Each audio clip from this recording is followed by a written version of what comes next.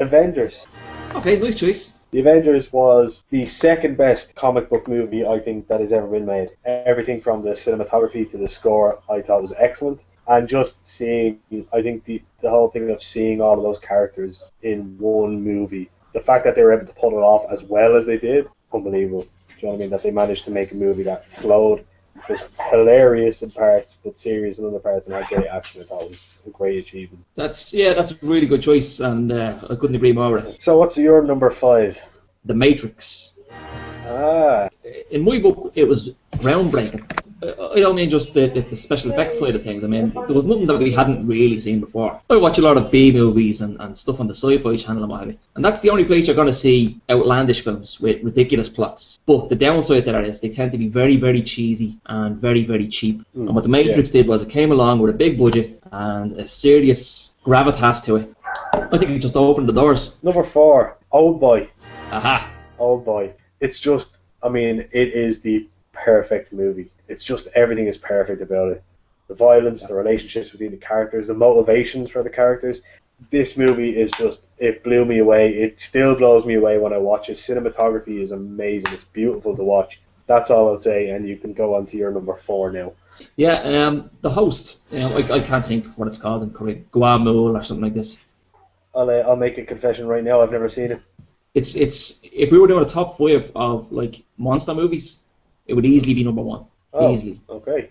Yeah, so yeah, I just think they nailed it. They made a perfect monster movie, and unlike most monster movies, it's personal. It feels like a very personal film. You're living through this situation with this family, rather than seeing the army come in and some rugged hero who goes up against the monster and all that bullshit. Number 3 is The Dark Knight. Okay. The Dark Knight is a movie that I can watch it one day and I can watch it the following week and I'll enjoy it just as much as I did the first time that I watched it. Yeah. I think I saw it 4 times in the cinema when it came out. The IMAX shots are amazing to look at. In a film version, it's the best version of Batman they've ever done. Sorry, number 2 would be the Arkham series, the games, and then number 3 would be the DC, the animated movies. So, what's your number 3? I went with I, Robot.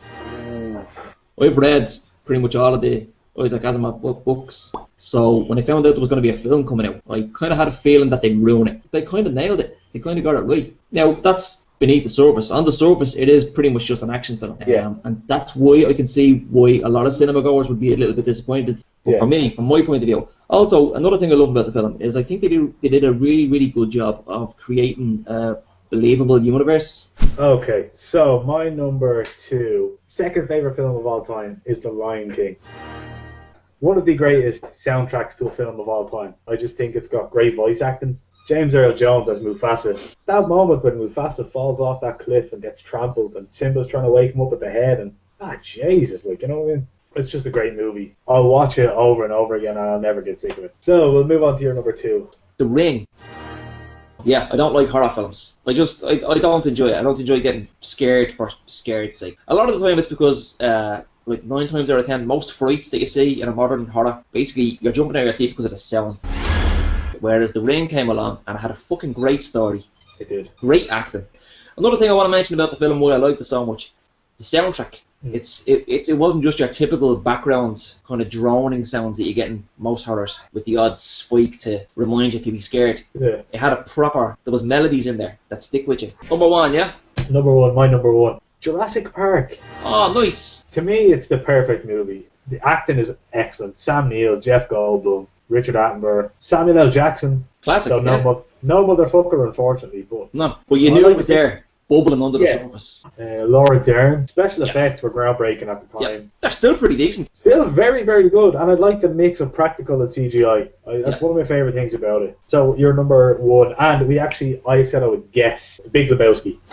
Oh my god. I love it.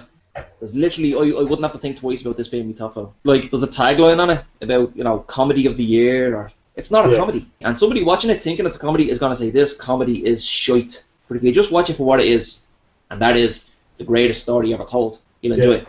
Whereas somebody who looked like Chloe Moretz, I imagine she'd be fairly popular in school, especially with the lads. Yeah, I think it's hard for me to take her as this kind of doggy, unattractive girl. Because some of it absolutely fucking smash her back doors in. Thanks Killing 3.